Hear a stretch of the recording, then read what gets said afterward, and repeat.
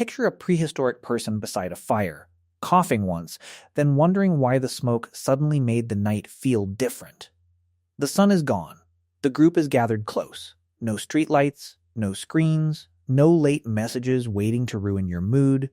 Just darkness, sparks, animal sounds, and smoke, drifting through faces that have no idea they are standing at the beginning of one of humanity's strangest habits. Because before anyone rolled tobacco, carved a pipe, or invented a cigarette break, humans had already spent forever breathing fire. This is not a story about modern smoking, not the convenience store version. Not the office doorway version, not the glamorous movie version that now looks insane in hindsight. This is about the first moment some human somewhere learned that burning plants could change the body, the mind, the ritual, or the mood. And here is the part most people miss. Smoking did not begin with tobacco. It did not begin with European ships, plantation crops, or packaged cigarettes. It probably began with fire itself, because fire placed humans inside smoke long before anyone had a word for intoxication. Once you understand that, the timeline becomes much older and much stranger. Our lineage has been using fire for an astonishing length of time. Evidence from Wonderwork Cave in South Africa points to deliberate fire use around 1 million years ago, with burned plant remains and charred bone inside a living space. That is not a random lightning strike. That is a managed heat source, maintained by creatures close enough to feel familiar and distant enough to remind you how deep this story goes. They cooked near flames. They warmed themselves. They stayed together after dark. And while doing all of that, they inhaled smoke constantly. For hundreds of thousands of years, fire was not just technology. It was atmosphere. It got into hair, skin, lungs, shelters, and memories. There was no chimney, no purifier. Fire improved survival and polluted the breathing space at the same time. But not all smoke was the same. When plants burn, they release more than heat and ash. Different leaves, resins, seeds, and barks produce different chemical mixtures. Some are simply irritating. Some repel insects. Some preserve meat.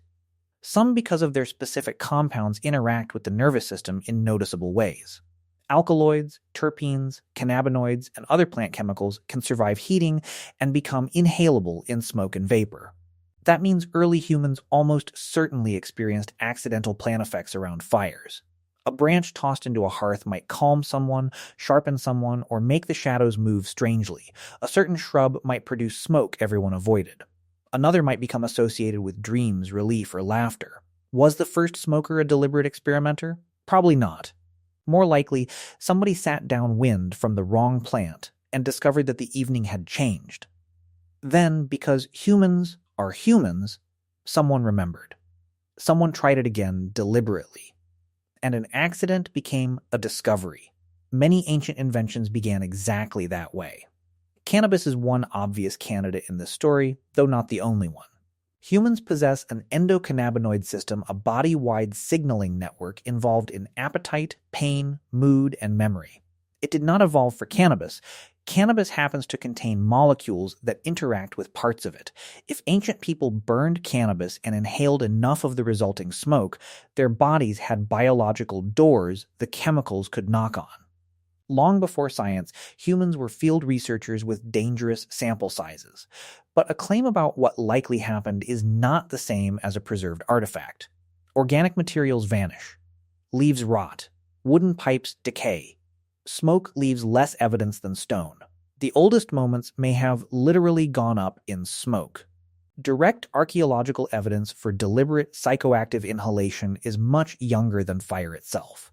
One famous discovery comes from the Pamir Mountains in Central Asia, where a burial site dating to around 500 BC contained wooden braziers, heated stones, and cannabis residues with unusually high potency levels. This was not random plant material. It appears to have been selected for its psychoactive strength and placed deliberately in a ritual context around death. By then, smoke was not just background.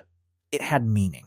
Does 500 BC mean humans only started then? Of course not. It means that is where one strong preserved doorway opens. Stone tools survive for millions of years.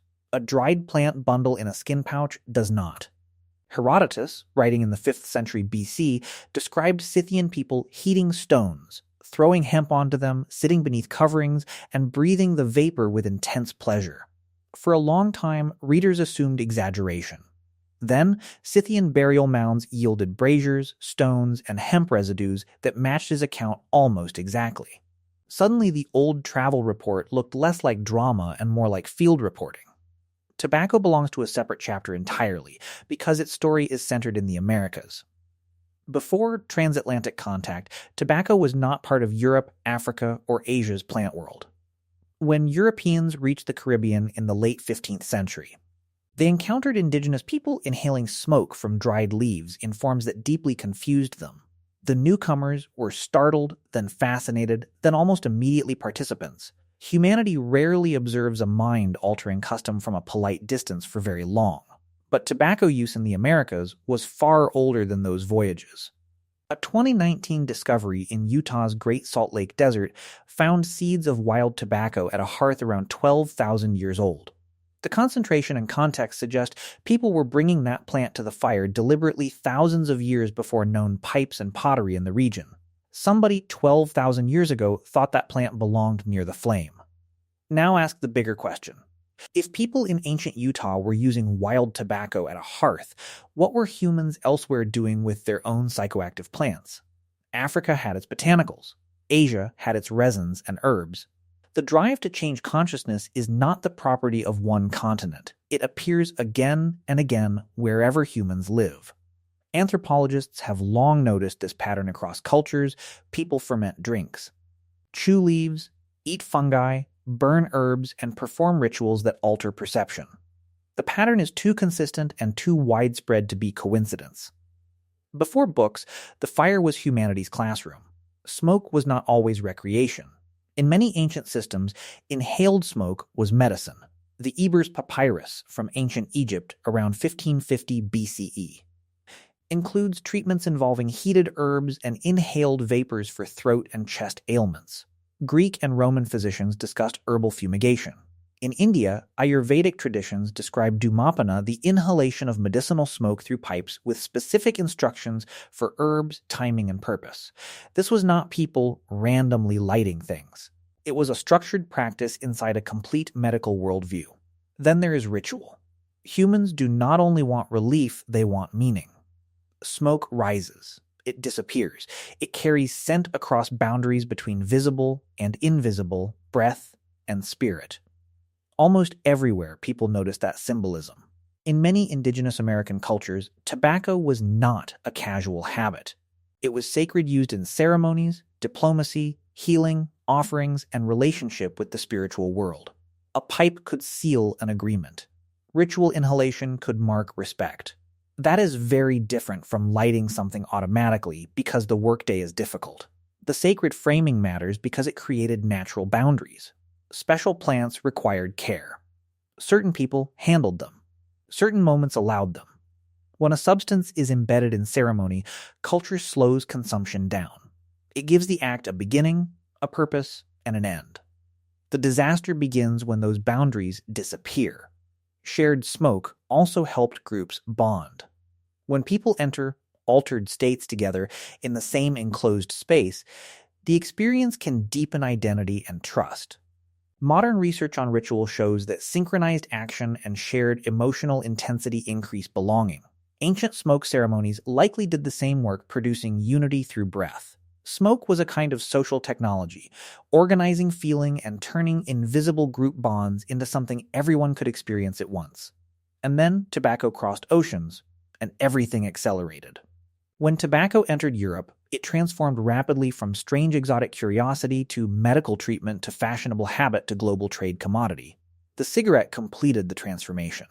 Industrial manufacturing made tobacco portable, cheap, and optimized for frequency.